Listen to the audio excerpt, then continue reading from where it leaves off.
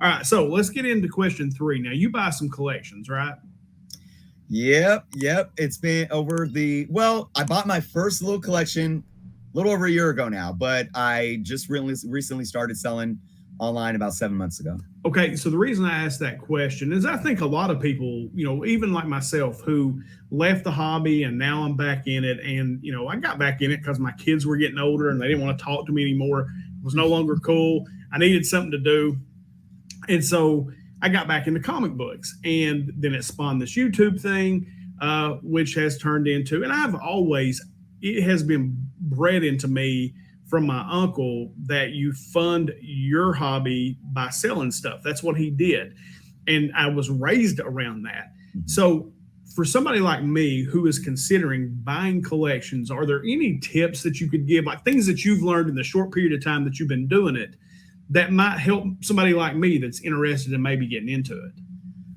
It's funny because this has been a hot topic on my channel lately. I did a live stream recently. I did a couple videos. Um, a lot of people, I don't like the term, but I'll use it just for context. Gatekeepers. I think that term is a bit derogatory, but I mean, we have a lot of people that sit on high moral grounds. Some call it a pedestal. And I think people mean well when they do this in this hobby, but sometimes it really alienates. And going back to what I said earlier about this hobby's for everyone, and so many different people collect in so many different ways. And one thing that I think people kind of don't understand and they get defensive against is the fact that when you are out buying collections in bulk, it's a different beast. And people that are trying to sell in bulk are going to have to understand that you're not going to sell comics at fair market value for the most part, and I think that's one thing, no matter why you're buying collections. But I think if you are buying collections as the buyer, you need to understand that if you are, whether you're buying to have the hobby fund itself, or you just want to be a dealer or a reseller, you got to understand the time and work that goes into it, and the fact that it's harder than people think to actually make money off of comic books, especially if you're buying in large bulk. So to answer this question, I look at it in two ways. And I've done both. I have bought collections thinking that, oh, maybe I could sell some of this, but there's so much that I don't have that I'm going to keep. Right. So that way you're not looking at it as a way to maximize return. You're not looking at it as you're not looking at it as like you're running a brick and mortar business. Like, say you're a restaurant and you need to buy eggs and meat and napkins and cup supplies. And you're like, oh, well, I'm just going to buy, 100 eggs and I'll just give half of them away to my cousin because he's in town and I don't care, whatever. It's like, I need to buy what I know I could sell because I need to make a profit, because I need to pay my employees, I need to pay rent, and then I need to pay myself. Right.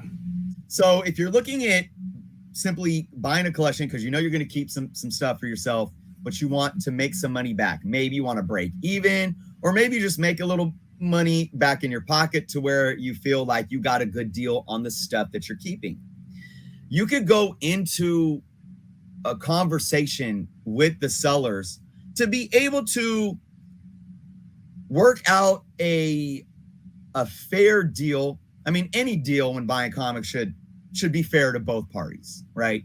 But you have more wiggle room to not shoot yourself in the foot. And let me give you an example. The first collection that I ever bought, which is a little over a year ago, was a collection of about 150 comics, and a little more than that. I paid a little over $300. I ended up paying about $2 a book. And I went into it blind just from looking at some pictures because it was far away. And I actually had my mom pick it up and pay for it. And I had to go pick it up from her. And I thought I was getting a Star Wars #1 because there was a Star Wars #1 in there, but there was books on top of it and the barcode wasn't shown. And it ended up being a Whitman reprint, which is still cool to have. Sure. But, so there wasn't as much in there that I thought I would get. But There was a Batman 423, the iconic, McFarlane cover art that's been cover swapped so many times.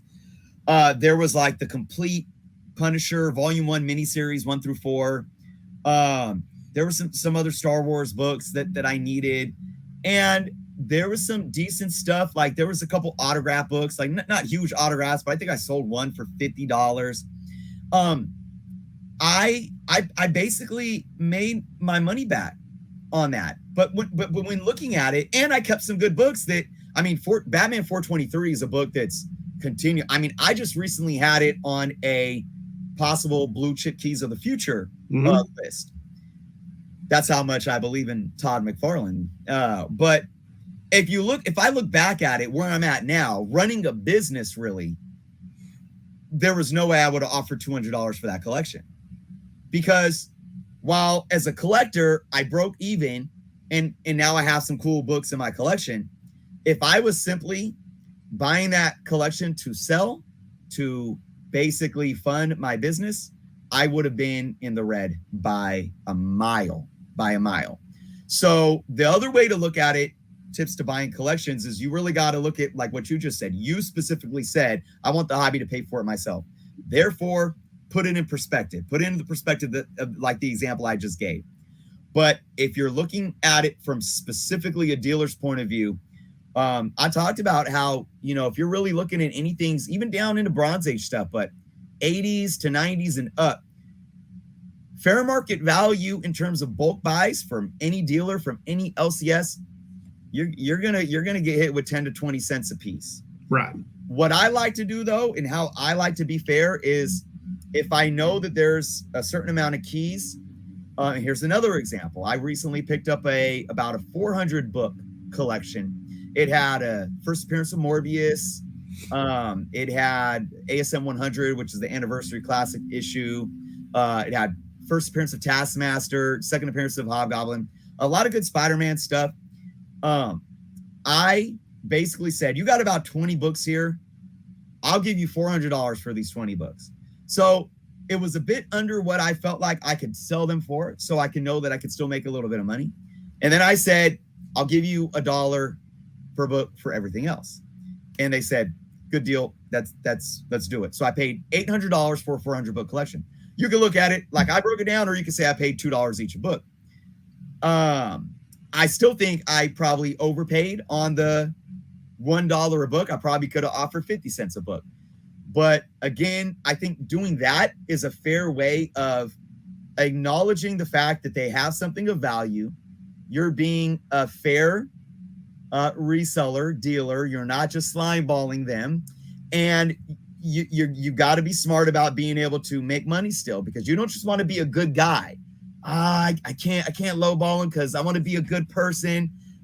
Then hey, look, if you end up eating costs and you can't pay the bills, that you're out of business. You're out of putting food on your kids' table. You're out of being able to pay the bills. So there's definitely a fine line. You got to be a businessman on that end. So those are the two kind of ways I think of looking at it, that you really have to put it in context for each situation and how you want to go into these situations buying.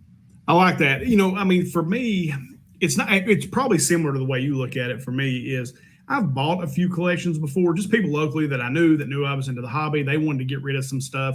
And there was a couple I picked up that actually had some pretty decent books in them. And what I gave for the whole thing, I was like, all right. And I went back and kicked them some money, after. I was like, hey, these books were in here. These were worth more. I didn't think these were in here. Here's some extra money. And they appreciated that. They had never said a word if I'd have never showed up. I just thought it was the right thing to do. But more for me, it's about buying things to maybe put into my collection, and then being able to sell some stuff to where I either get the books for free that I kept, or maybe I make a little something, but it's just for my time. But I like how you broke that down into, if you're a dealer, it's a completely different mindset than it is if you're a collector. Right. That's just looking to move some books, fund the hobby for yourself. So I think that's cool. Yeah.